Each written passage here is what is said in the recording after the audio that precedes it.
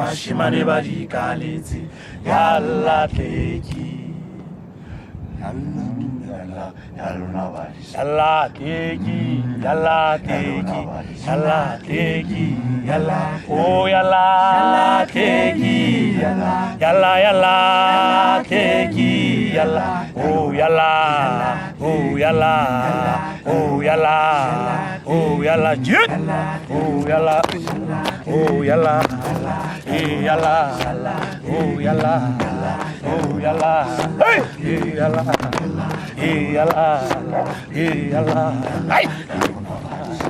hey yalla yalla yalla hey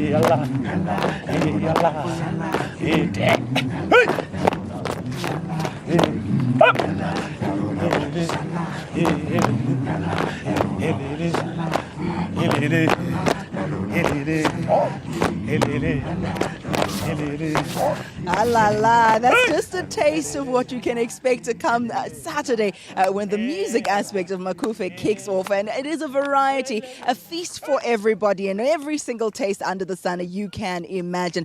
Leanne, hello again to you. Hello to you as well at home, wherever you're joining us from today. We are discussing arts and culture, Macufe. Now, let me give you a brief history. The Mangaung African Cultural Festival began in 1997 with only about 30,000 supporters. And you may be asking, why in the world would you say only 30,000 supporters? Well, that's because it has now grown in leaps and bounds. Last year, it registered 140,000 participants. Now, the gentleman who's largely responsible for that is the CEO of PSS Consortium. He's part of the organizing team here, Ben Museme. Very good morning to you, Papa. Thank you so much for joining us. Good morning to the viewers at home and good morning to the crew.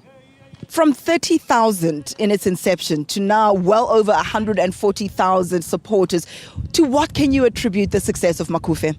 I think the key factors that contribute to the success of Macufe is mainly the organization, the group or the team that sits together, the steering committee from different stakeholders of the province, the city, the Department of Arts and Culture, and to acknowledge also the fact that the National Arts and Culture Department, the lottery, support from a funding point of view, and all the sponsors.